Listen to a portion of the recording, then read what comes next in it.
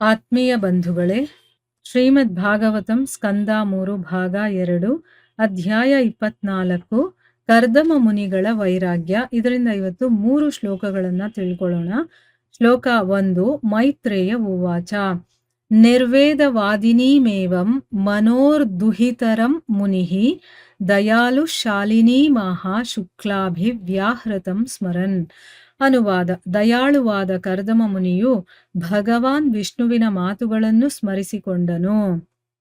ಸ್ವಯಂಭೂವ ಮನುವಿನ ಶ್ಲಾಘ್ಯಳಾದ ಪುತ್ರಿಯಾದ ದೇವಹೂತಿಯು ವೈರಾಗ್ಯಯುಕ್ತವಾಗಿ ಮಾತನಾಡುತ್ತಿದ್ದಳು. ಅವಳಿಗೆ ಕರ್ದಮ ಮುನಿಯು ಈ ಕೆಳಗಿನಂತೆ ಉತ್ತರವಿತ್ತನು.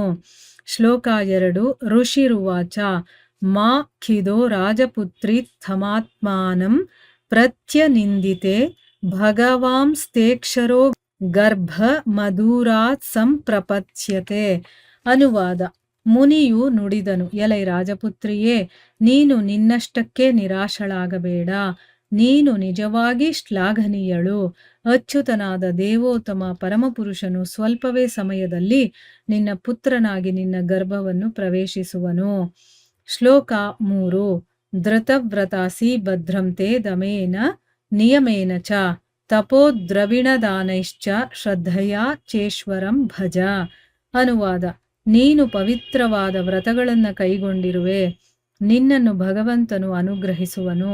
ಆದುದರಿಂದ ನೀನು ಇಂದ್ರಿಯ ನಿಗ್ರಹದಿಂದ, ಧಾರ್ಮಿಕ ಆಚರಣೆಗಳಿಂದ, ತಪಸ್ಸುಗಳಿಂದ ಮತ್ತು ದ್ರವ್ಯ ದಾನದಿಂದ ಮಹಾಶ್ರದ್ಧೆಯಿಂದ ಭಗವಂತನನ್ನು ಆರಾಧಿಸಬೇಕು.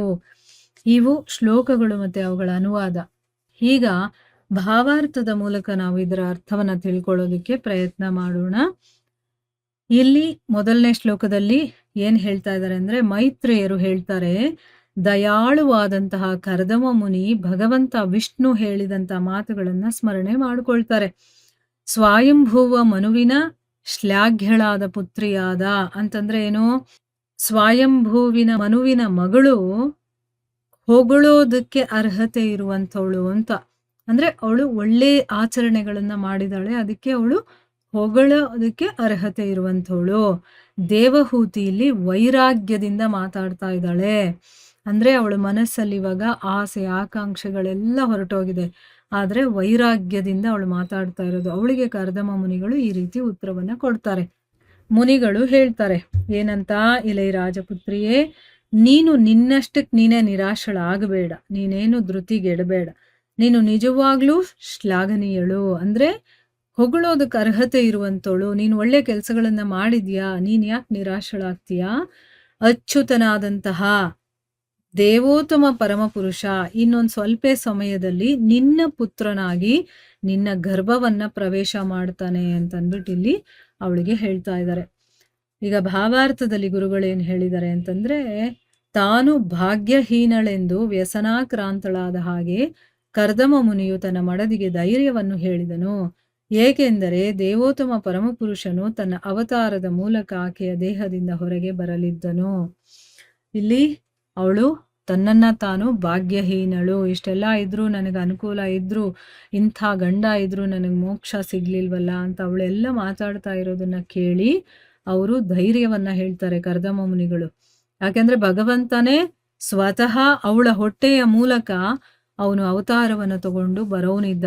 ಅದು ಅವ್ರಿಗೆ ಗೊತ್ತಿತ್ತಲ್ಲ, ಅದಕ್ಕೋಸ್ಕರ ಅವಳಿಗೆ ಧೈರ್ಯ ಹೇಳ್ತಾರೆ, ನೀನೇನ್ ಧೃತಿಗೆಡಬೇಡ, ಆ ಭಗವಂತ ನಿನ್ನ ಹೊಟ್ಟೆಯಲ್ಲಿ ಹುಟ್ಟುತ್ತಾನೆ ಬಂದು ಅಂತ ಅಂದ್ಬಿಟ್ಟು ಹೇಳ್ತಾರೆ, ನಿನ್ ಮಗನಾಗಿ ಹುಟ್ಟಿ ಬರ್ತಾನೆ ಅಂತ ಅಂದ್ಬಿಟ್ಟು ಹೇಳ್ತಾರೆ. ಮುಂದುವರೆದು ಹೇಳ್ತಾರೆ, ನೀನು ಪವಿತ್ರವಾದ ವ್ರತಗಳನ್ನೆಲ್ಲ ಮಾಡಿದ್ಯಾ, ನಿನ್ನನ್ನ ಭಗವಂತ ಖಂಡಿತವಾಗ್ಲೂ ಕೂಡ ಅನುಗ್ರಹಿಸ್ತಾನೆ. ನೋಡಿದ್ರ, ವ್ರತಗಳನ್ನೆಲ್ಲ ಮಾಡೋದು, ಜಪ ತಪಗಳನ್ನ ಮಾಡೋದು, ಇದು ಯಾವತ್ತೂ ವ್ಯರ್ಥ ಆಗೋದಿಲ್ಲ. ಒಂದೇನು ಅಂತಂದ್ರೆ ತೋರಿಕೆಗೆ ಮಾಡಬಾರ್ದು, ಅದು ನಾವು ಮನಸ್ಸಿನಿಂದ ಭಗವಂತನನ್ನ ಪಡೆಯೋದಕ್ಕೆ ಅಥವಾ ಭಗವಂತನ ಪ್ರೀತಿಗೋಸ್ಕರ ಮಾಡಬೇಕಾಗತ್ತೆ. ಈ ರೀತಿ ಅವಳು ತುಂಬಾ ಪವಿತ್ರವಾದ ವ್ರತಗಳನ್ನೆಲ್ಲ ಮಾಡಿದ್ರಿಂದ ಭಗವಂತನ ಅನುಗ್ರಹ ನಿನಗಿದೆ. ಅದಕ್ಕೋಸ್ಕರನೇ ನೀನು ಇಂದ್ರಿಯ ನಿಗ್ರಹದಿಂದ ಇಂದ್ರಿಯಗಳನ್ನೆಲ್ಲ ನೀನು ಕಂಟ್ರೋಲ್ ಮಾಡಿಕೊಂಡು, ಧಾರ್ಮಿಕ ಆಚರಣೆಗಳೇನಿದೆಯೋ ಅದನ್ನ ಮಾಡಿಕೊಂಡು, ತಪಸ್ಸು ಮಾಡಿಕೊಂಡು, ಮತ್ತೆ ದ್ರವ್ಯ ದಾನದಿಂದ ಅಂದ್ರೆ ದಾನವನ್ನ ಕೊಡುವಂಥದ್ದು, ಇದನ್ನೆಲ್ಲ ಮಾಡ್ತಾ ಮಹಾಶ್ರದ್ಧೆಯಿಂದ ನೀನು ಭಗವಂತನನ್ನ ಆರಾಧಿಸ್ಬೇಕು ಅಂತಂದ್ಬಿಟ್ಟು ಕರ್ದಮ ಮುನಿಗಳು ಹೇಳ್ತಾರೆ. ಈಗ ಭಾವಾರ್ಥದಲ್ಲಿ ಗುರುಗಳು ಇದರ ಬಗ್ಗೆ ಏನು ಹೇಳಿದ್ದಾರೆ ಅಂತ ತಿಳ್ಕೊಳ್ಳೋಣ. ಆಧ್ಯಾತ್ಮಿಕ ಪ್ರಗತಿಗಾಗಿ ಅಥವಾ ಭಗವತ್ ಕರುಣೆಯನ್ನು ಗಳಿಸುವುದಕ್ಕಾಗಿ ಈ ಕೆಳಗಿನಂತೆ ಆತ್ಮ ಸಂಯಮ ಉಳ್ಳವನಾಗಬೇಕು. ಅವನು ಇಂದ್ರಿಯ ತೋಷಣೆಯಲ್ಲಿ ನಿಗ್ರಹ ಉಳ್ಳವನಾಗಬೇಕು ಮತ್ತು ಧರ್ಮತತ್ವಗಳ ವಿಧಿ ವಿಧಾನಗಳನ್ನು ಅನುಸರಿಸಬೇಕು. ವ್ರತ ಮತ್ತು ತಪಸ್ಸಿಲ್ಲದೆ ಮತ್ತು ತನ್ನ ಸಂಪತ್ತನ್ನು ತ್ಯಾಗದಲ್ಲಿ ವಿನಿಯೋಗಿಸದೆ ವ್ಯಕ್ತಿಯು ಪರಮಪ್ರಭುವಿನ ಕೃಪೆಯನ್ನು ಪಡೆಯಲಾರನು. ಅಂದ್ರೆ ಇಲ್ಲಿ ಅರ್ಥ ಏನು ಹೇಳ್ತಾ ಇದ್ದಾರೆ, ಆಧ್ಯಾತ್ಮಿಕ ಪ್ರಗತಿಗೋಸ್ಕರ ಅಥವಾ ಭಗವತ್ ಕರುಣೆ ನಮಗ್ ಸಿಗಬೇಕು ಅಂತಂದ್ರೆ ಆತ್ಮ ಸಂಯಮ ಇರುವಂತವನಾಗಿರ್ಬೇಕು. ಅವನು ಇಂದ್ರಿಯ ತೋಷಣೆಯಲ್ಲಿ ಅಂದ್ರೆ ತನ್ನ ಇಂದ್ರಿಯಗಳು ಏನೇನು ಹೇಳುತ್ತೋ ಅದನ್ನೆಲ್ಲ ಕೇಳಬಾರ್ದು, ಅದನ್ನ ನಿಗ್ರಹಣೆ ಮಾಡುವಂತವನಾಗಿರ್ಬೇಕು. ಮತ್ತೆ ಧರ್ಮತತ್ವಗಳ ವಿಧಿ ವಿಧಾನಗಳನ್ನ ಅನುಸರಿಸ್ಬೇಕು. ಅವನು ವ್ರತ ಮತ್ತೆ ತಪಸ್ಸು ಇಲ್ಲದೆ ಮತ್ತೆ ತನ್ನ ಹತ್ರ ಏನ್ ಸಂಪತ್ತಿದೆಯೋ ಅದನ್ನ ತ್ಯಾಗ ಮಾಡೋದ್ರಲ್ಲಿ ಅಂದ್ರೆ ಬೇರೆಯವರಿಗೆ ದಾನ ಕೊಡೋದ್ರಲ್ಲೋ ಅಥವಾ ಅದನ್ನ ಬೇರೆ ಯಾವುದಾದ್ರೂ ಒಂದು ಸೇವೆಯಲ್ಲಿ ಉಪಯೋಗಿಸದೆ ವ್ಯಕ್ತಿ ಆ ಭಗವಂತನ ಕೃಪೆಯನ್ನ ಪಡೆಯೋದಕ್ಕೆ ಸಾಧ್ಯ ಇಲ್ಲ. ಕರ್ದಮ ಮುನಿಯು ತನ್ನ ಪತ್ನಿಗೆ ಹಿತೋಪದೇಶ ಮಾಡಿದುದೇನೆಂದರೆ, ನೀನು ಧಾರ್ಮಿಕ ತತ್ವಗಳನ್ನು ಅನುಸರಿಸುತ್ತಾ ಮತ್ತು ದಾನ ಮಾಡುತ್ತಾ ತ್ಯಾಗ ತಪಸ್ಸುಗಳೊಂದಿಗೆ ವಾಸ್ತವಿಕವಾಗಿ ಭಕ್ತಿ ಸೇವೆಯಲ್ಲಿ ನಿರತಳಾಗಬೇಕು. ಆಗ ಪರಮಪ್ರಭು ನಿನ್ನಲ್ಲಿ ಸುಪ್ರೀತನಾಗುವನು ಮತ್ತು ನಿನ್ನ ಮಗನಾಗಿ ಬರುವನು.